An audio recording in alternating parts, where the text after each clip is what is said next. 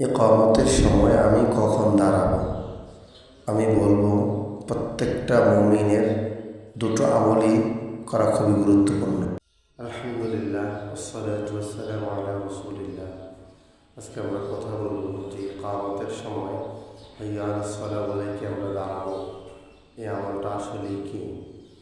আল্লাহ হাবিব সাল্লাল্লাহু আলাইহি ওয়াসাল্লামের মাধ্যমে আমরা জানতে পারি যে কাতার সোজা করা ওয়াজিব। আমাদের ফরজ নামাজে কাতার সোজা করা ওয়াজিব। আর হিয়া আর সলা বলে আমরা জানতে পারি যে এটা একটা মুস্তাহাব। তো আল্লাহ হাবিব সাল্লাল্লাহু আলাইহি ওয়াসাল্লাম এই কাতার সোজার ব্যাপারে কঠোর থেকে কঠোর নির্দেশনা দিয়েছেন। তো নামাজের এই ফরজ নামাজের ক্ষেত্রে আমাদেরকে পরিপূর্ণভাবে খেয়াল রাখতে হবে যেন আমার কাতারটা যেন বাঁকা না হয়ে যায়।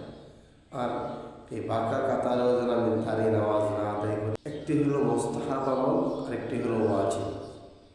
এখন আমি একটি মুস্তাহাব আমল করতে গিয়ে যদি আমার ওয়াজিব ছুটে যায় তাহলে সবচেয়ে বড় গুনাহের কাজ। আবার আমি যদি আমার ওয়াজিব ঠিক রেখে আমি যদি মুস্তাহাব আমলটা যদি সুন্দরভাবে পালন করতে পারি ইল্লা মাশাআল্লাহ, তো আমাকে দুইটা দিকে খেয়াল রাখতে হবে। একটা হলো আমার মুস্তাহাব আমল, এটা আমি অবশ্যই করব। একটা ছোট্ট থেকে ছোট্ট আমলও সারা যাবে না, এটা আমাকে খুব দৃষ্টি থেকে আমাকে খেয়াল রাখতে হবে।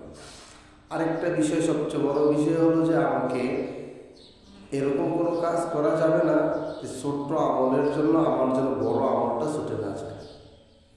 তো এখন আমরা করি কি, ইকামত হতেছে, আমরা বসে আছি একটা মুস্তাহাব আমলের জন্য, ইকামত শেষ হয়ে যাচ্ছে, একামত শেষ হওয়ার পরে কাতার সোজা করতেছে, তখন দেখা যায় যে জামাতে উলাটা আবার চলে যাচ্ছে। জামাতে উলা কি, যে ইমাম সাহেব যখন আল্লাহু আকবার বলে হাত বাঁধেন আর সূরা ফাতিহা পড়া আগ পর্যন্ত সময়টা হচ্ছে জামাতে উলা। এটার অনেক ফজিলত, এটা নিয়ে ইনশাআল্লাহ অন্য আরেকদিন কথা হবে।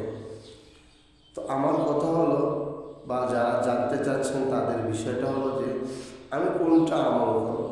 আমি বলবো যে সকলে দুইটা আমলই করা লাগবে আমার। আমি আগে কাতার সোজা করে বসে যাব, তারপরে হাইয়া আলাস সালাহ বলে দাঁড়াবো। তবে আমাকে খেয়াল রাখতে হবে যে ভাই আমার যেন কোনো রকম করে এই মুস্তাহাব আমল করতে গিয়ে যেন আমার ওয়াজিবটা ছুটে না যায়, এটা খুব খেয়ালের বিষয়।